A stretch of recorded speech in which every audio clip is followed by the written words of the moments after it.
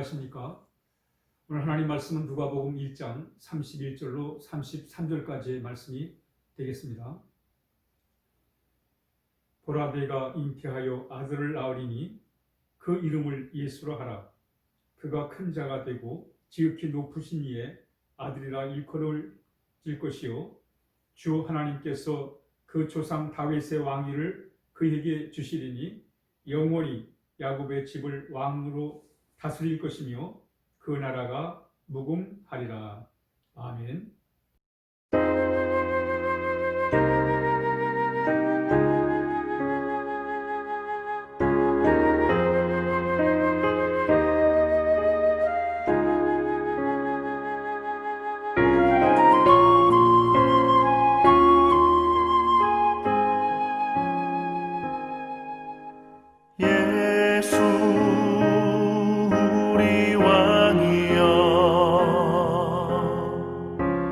이곳에 오셔서 우리가 함께 드리는 영광을 받아 주소서. 우리는 주님의 백성, 주님은 우리 왕이라. 왕이신 예수님 오셔서 좌정하사 다스리소서. 우리가 대강절을 보내고 있습니다. 대강절은 성탄절을 앞두고 우리가 주님을 기다리는 그런 시간이 되겠습니다. 이 대강절에는 우리가 말씀과 기도를 통해서 예수님을 생각하는 그런 시간입니다. 하나님이 우리를 사랑하셔서 보내주신 우리 예수님을 우리가 깊이 우리가 생각을 해야 할 것입니다. 히브리서 3장 1절에 보면 예수를 깊이 생각하라, 이런 말씀이 나옵니다. 우리 예수님을 깊이 생각을 해야 돼요. 바로 그것이 주님과 동행하는 것입니다. 너무 우리에게 내 자신에게 집중해 살면 안 됩니다. 그저 환경 처지만 바라보고 살면 안 돼요. 그러면 우리가 염려와 근심 걱정에서 벗어날 수가 없어요. 왜냐하면 눈에 보이는 것들이 늘 걱정거리고 근심거리가 될 수밖에 없습니다. 귀에 들리는 소리가 참 우리로 하여금 낙심하게 만드는 그런 상황이 될 수밖에 없습니다. 그러나 우리는 믿음의 주요 연결 하시는 주님을 바라볼 뿐 아니라 우리 예수님을 늘 깊이 우리가 생각을 해야 됩니다. 예수님을 깊이 생각하려면 예수님을 알아야 돼요.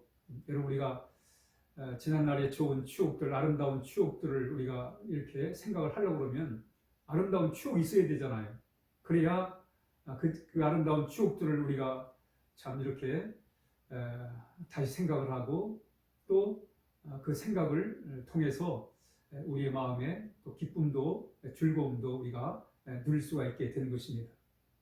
마치 지난날의 아름다움에 대한 경험이 있어야 우리가 아름다움을 추억할 수 있는 것처럼 우리가 예수님에 대해 알아야 돼요. 예수님에 대해 알아야 예수님을 우리가 묵상할 수 있고 예수님을 생각할 수가 있는 것입니다.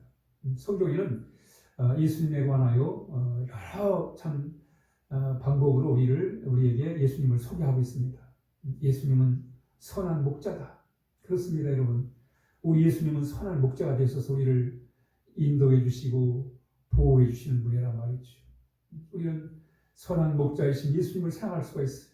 또 예수님은 그 양이 되셔서 우리의 모든 죄를 다 짊어지시고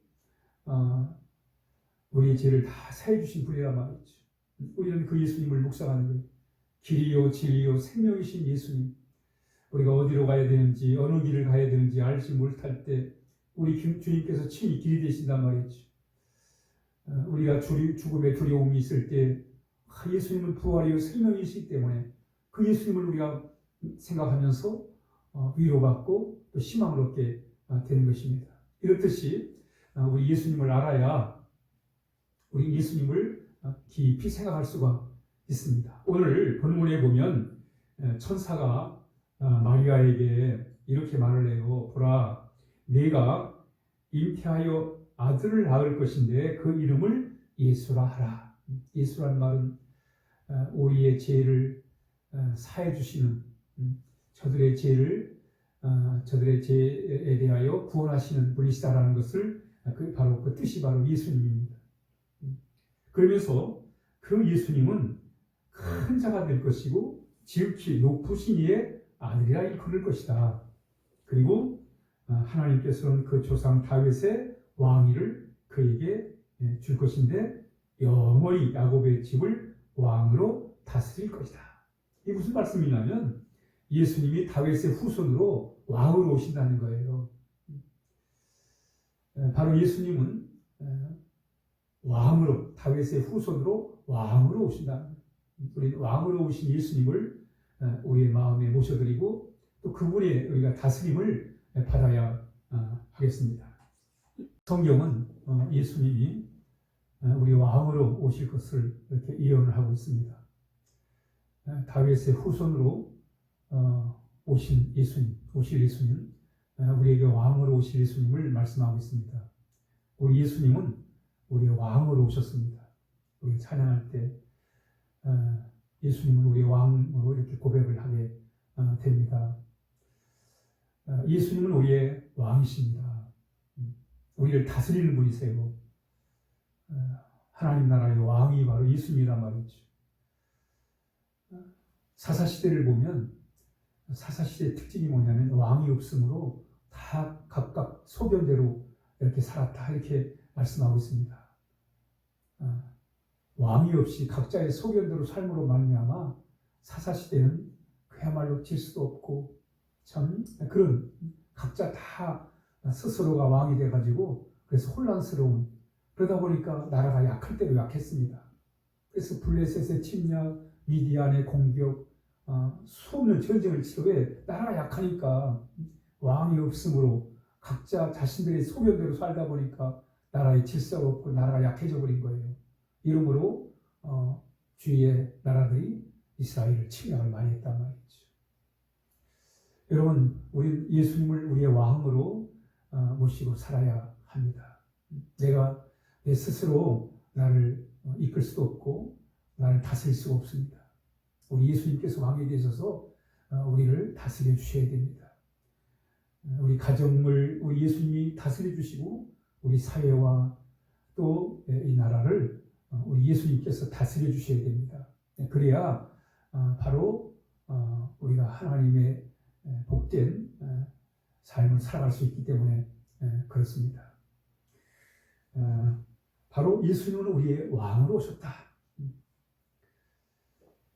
이 나라는 어떤 나라냐면 바로 그 나라는 무궁하리라, 영원할 거라고 이렇게 말씀합니다. 여러분, 역사를 보면 아시리아나 또 바벨론이나 페르시아, 헬라, 로마 큰 나라들이 있었습니다. 그러나 다 얼마 안 가서 다 망해버렸습니다. 사라졌습니다. 그러나 주님이 왕이신 주님의 나라는 영원히 우리 가운데 이렇게 있는 것입니다. 그러므로 우리는 정말 주님이 왕이신 그 주님의 나라의 삶을 우리가 살아야 됩니다. 물론 우리는 우리 육신이 다하면 영원한 하나님의 나라를 갈 것입니다. 그러나 우리는 영원한 하나님의 나라에 살 이전에 이 땅에서도 우리 주님이 다스리시고 통치하시는 주님의 나라, 하나님의 나라를 우리가 누리고 살아갈 수가 있는 것입니다. 어떻게요? 예수님이 우리를 다스릴 때, 우리의 생각과 우리의 마음을 다스려 주실 때 우리는 주님의 나라의 삶을 살아갈 수가 있는 것입니다. 여러분, 오늘 세상을 한번 보십시오. 다 인간들이 스스로 왕이 돼가지고 내가 옳다고 그렇게 주장하잖아요. 한번 여러분 국회의사당을 한번 보세요. 다 나는 맞고 다른 사람은 틀리고 다 자기 형편에 따라서 정의를 말하고 또 공의를 말하고 있습니다. 왜 그렇습니까?